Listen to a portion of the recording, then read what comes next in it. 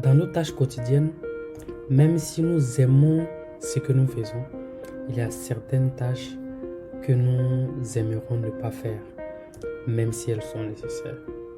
Alors, comment faire des choses qui nous excitent peu ou qui ne nous excitent pas du tout?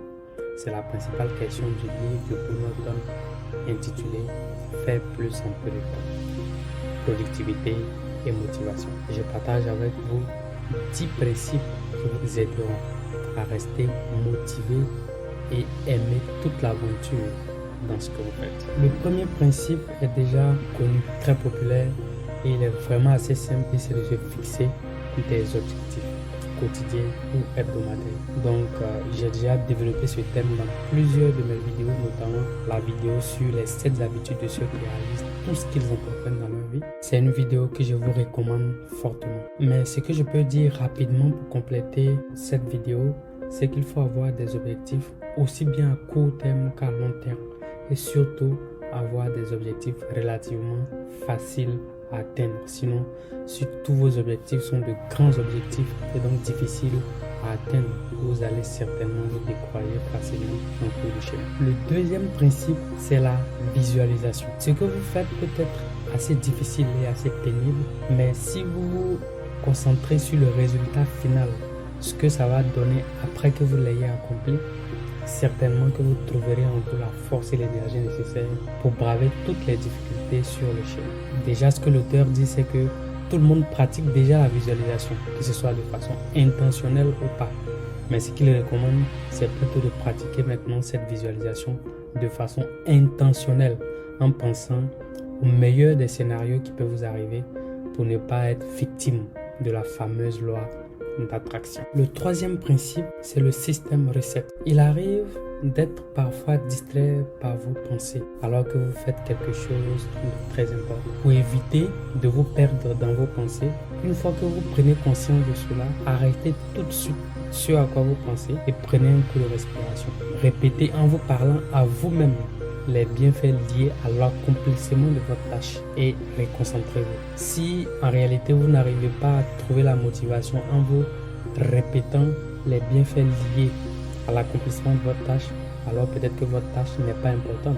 Et si elle n'est pas importante, alors laissez-la tomber. Mais si vous voyez que vous ne pouvez pas laisser tomber la tâche et que dans le même temps vous n'arrivez pas à être motivé, ça signifie que quelque part vous manquez quelque chose. Votre source de motivation est ailleurs et vous devez forcément la trouver. Le quatrième principe, c'est la routine matinale. L'auteur souligne que la façon dont vous commencez votre journée va déterminer comment elle va se passer.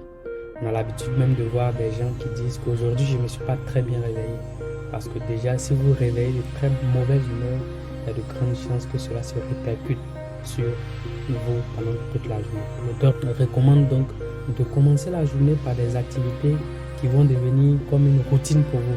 Peut-être une petite activité physique, la méditation, écrire quelque chose ou bien lire un livre qui va vous motiver ou encore, par exemple, regarder mes vidéos. Et toutefois, commencez avec des éléments qui ne vous prennent pas beaucoup de temps, peut-être 10 minutes à 15 minutes. Et puis au fur et à mesure, si la motivation est là, vous pouvez l'augmenter. Mais c'est très important d'avoir une petite routine matinale qui va vous permettre de décoller et donc de donner une impulsion à votre journée dans la direction que vous désirez.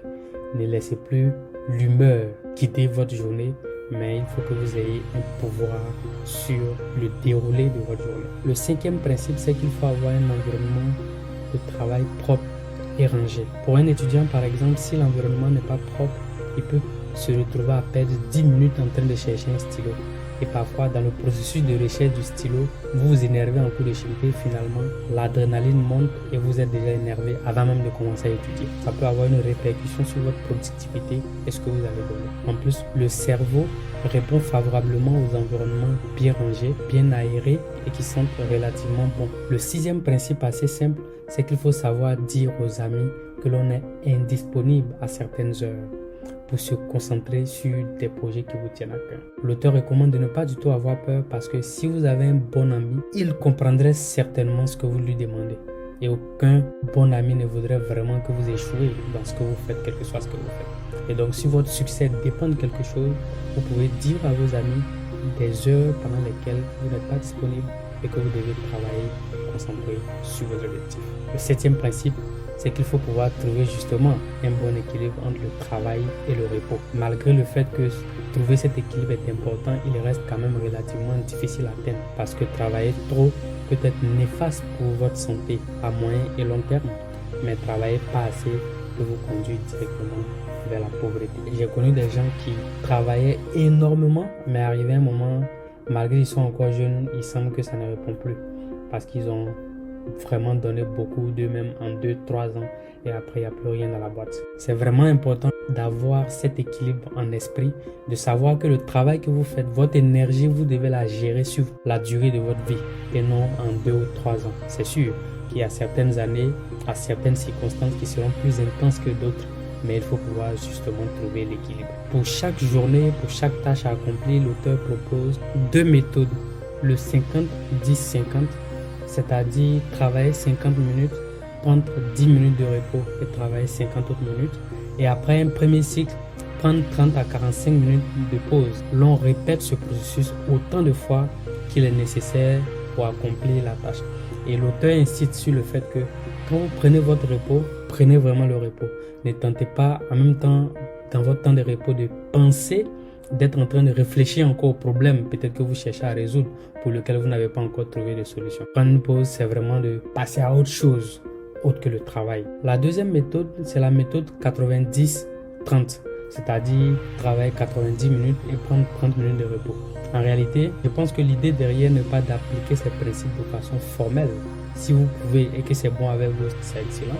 Mais c'est de trouver ce qui est adapté à votre situation parce qu'on n'a pas le même niveau de résilience, la même capacité de concentration. Mais dans tous les cas, quel que soit le schéma que vous aurez choisi, pratiquez ce schéma de façon consistante dans le temps et surtout, n'oubliez pas, passer plus de temps à faire quelque chose ne veut pas forcément dire que vous êtes productif. Le huitième principe consiste à se créer des incitations. Il y a déjà 2 grandes incitations naturelles qui existent, la peur d'échouer ou le plaisir du succès. Si la peur d'échouer ne vous motive pas assez et que le plaisir du succès aussi ne vous motive pas assez, il faut maintenant que vous-même vous créez des récompenses. C'est-à-dire il faut penser à des choses qui vont vraiment vous faire plaisir lorsque vous accomplirez des tâches difficiles et importantes. Une méthode pour vous créer une incitation que donne l'auteur, c'est par exemple de mettre une partie de votre argent en jeu. Vous pouvez prendre un ami assez ferme en prenant vraiment un gros montant que vous lui donnez et vous lui dites « Je dois accomplir telle tâche à telle date donnée. Si jamais je ne l'accomplis pas, je te demande de garder ce montant. Et si je l'accomplis, donne-le-moi. » J'espère que vous allez faire cette expérience chez vous. Moi, je suis déjà assez motivé. Le 9e principe, c'est qu'il faut dire publiquement aux gens ce que vous voulez accomplir. Le fait que vous avez annoncé au monde entier que vous voulez accomplir une tâche vous incite, vous motive parce que vous avez peur de donner votre parole inutilement et vous mettez votre crédibilité en jeu, votre réputation en jeu.